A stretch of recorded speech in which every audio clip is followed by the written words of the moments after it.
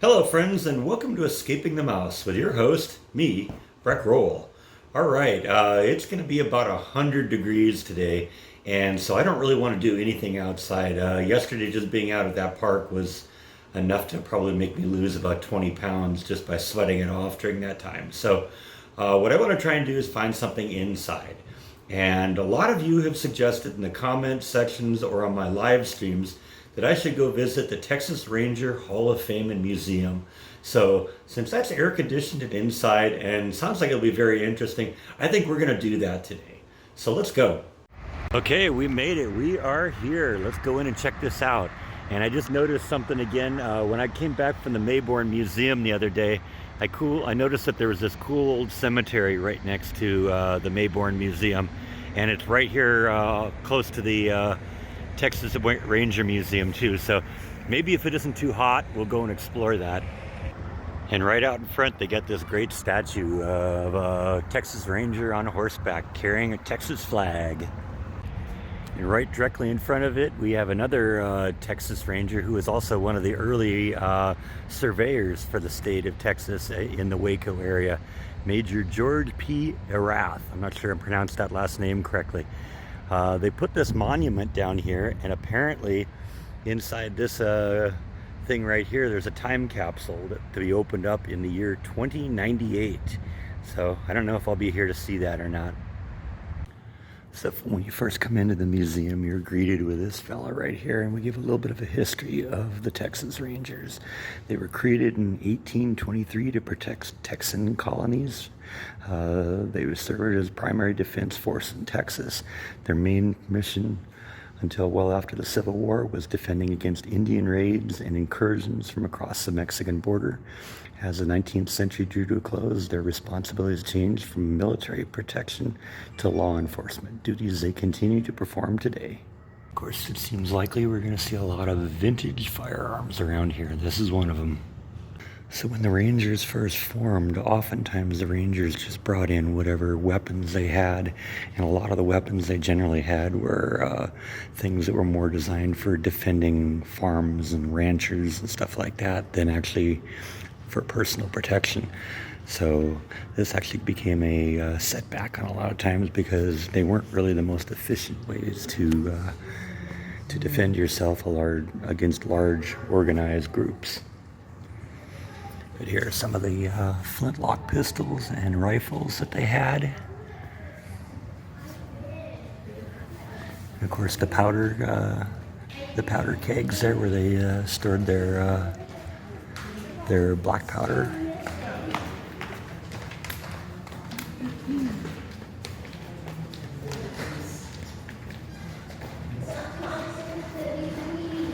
Back in the beginning, to reload one of these things, you actually had to take it apart. So they got a model here where you can literally take it apart, and the question is, how quickly can you reload, get the gun back together, and have it ready to fire?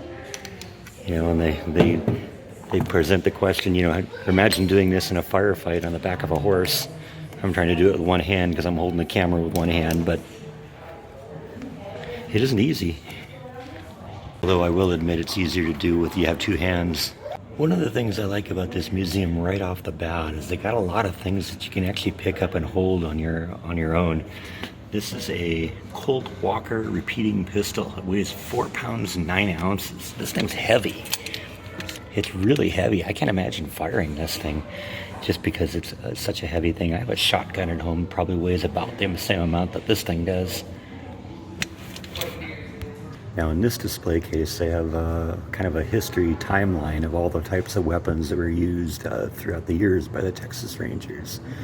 Everything from like old style flintlock pistols like this one to long guns like this. Sorry, I'm ignorant on my old guns, but I'm gonna try and show you a lot of good pictures so you can, if you know what you're talking about more than I do, you may recognize some of these.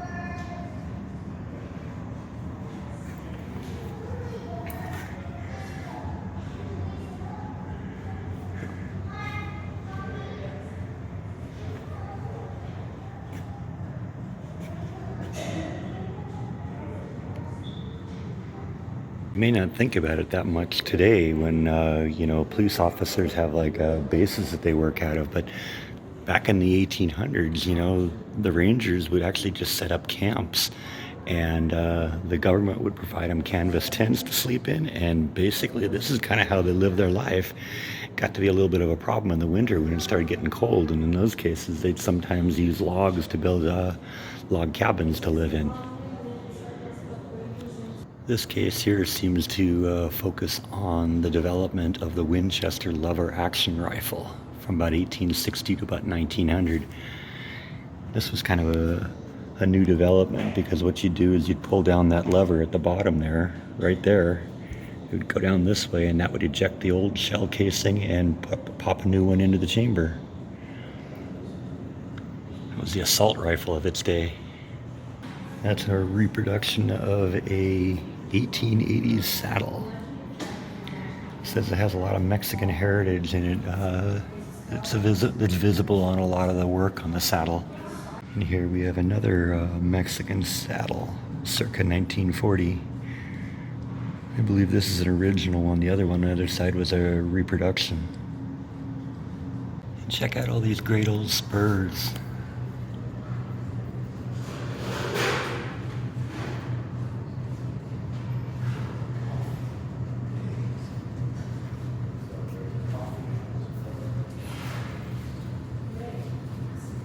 And this is reproductions of some of the clothing they would wear. This was circa 1880. Sorry about all the glare on the glass, but...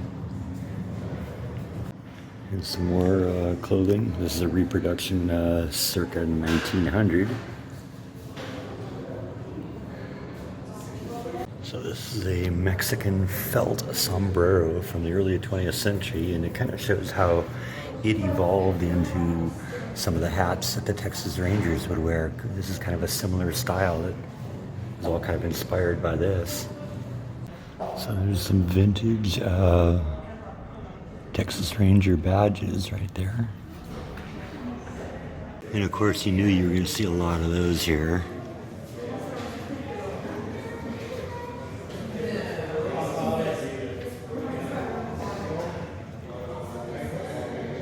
Sam Houston.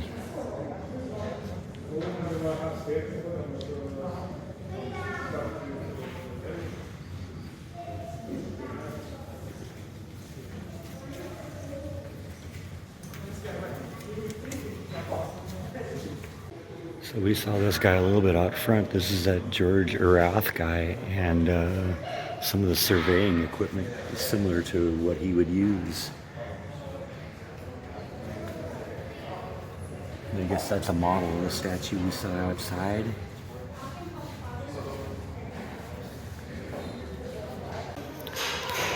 More surveying gear.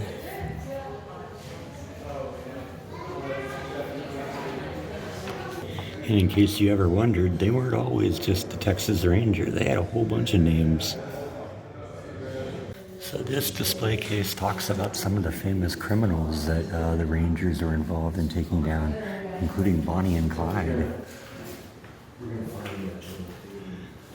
Some of their weapons that belonged to Bonnie Parker.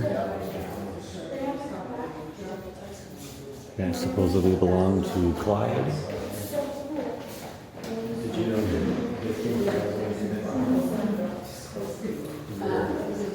that was taken from a vehicle that Bonnie and Clyde allegedly abandoned after a bank robbery? Sawed-off shotgun. And of course the famous Bonnie and Clyde death car. We saw that when Jordan and I went to Las Vegas at one time. And that's Clyde's pocket watch. Apparently it's engraved Clyde B on the back. And of course the Rangers were involved in Prohibition and enforcing that too.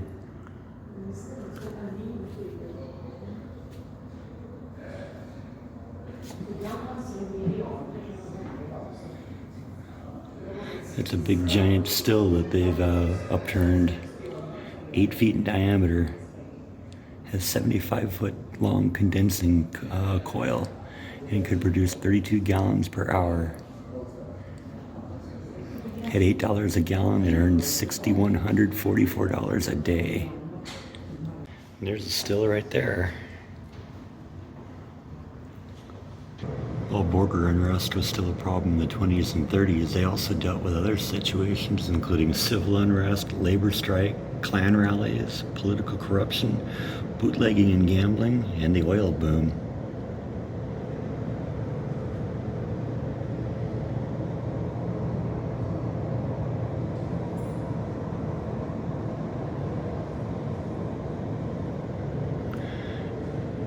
During a railroad strike in 1922, the Rangers guarded railroad property against vandalism and protected replacement workers from violence at the hands of strikers. And another picture from 1922 where they broke up a bootlegging gang, confiscated all their equipment. So this is kind of cool. This is an oil painting commemorating the taking down of Bonnie and Clyde when they ambushed him and killed him. And this is a slot machine that was confiscated by the Rangers at a Texas gambling house in, I guess the thing was made in 1949, doesn't say when it was confiscated. So this is some more early 1800 weapons used by the Rangers. I was immediately attracted to this one. Look at the metalwork on that. And the beautiful wood grain on that. It's a beautiful piece. And some old-fashioned Bowie knives. And here we have some photos and some of the weapons from Texas Rangers that they used during the Civil War.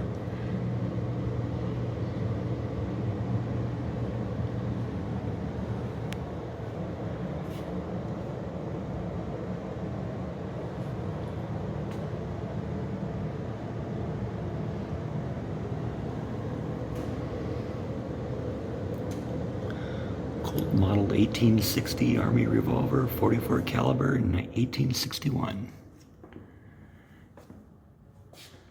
Check out that sword.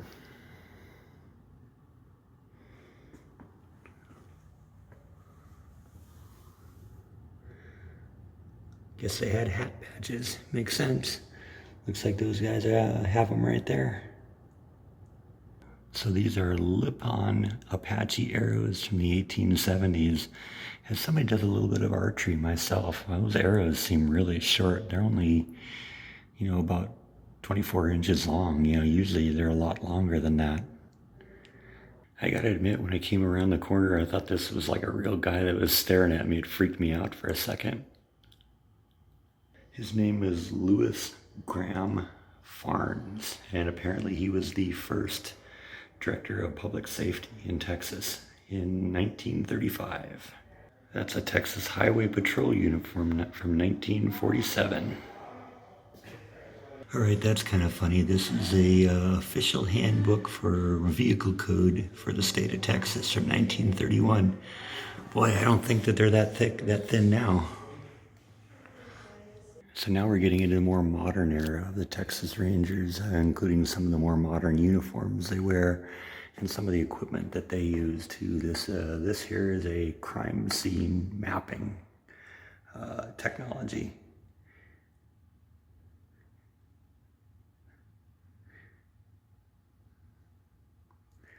What it does is it projects a grid mark on the ground with lasers, and so you can accurately tell exactly where something was found, which might be a key piece of evidence in terms of finding the killer or whoever you're looking for.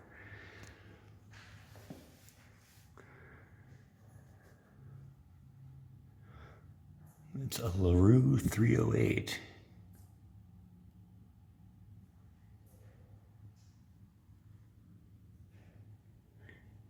Even says Texas Rangers right there. Class photo of the Texas Ranger Division 2011.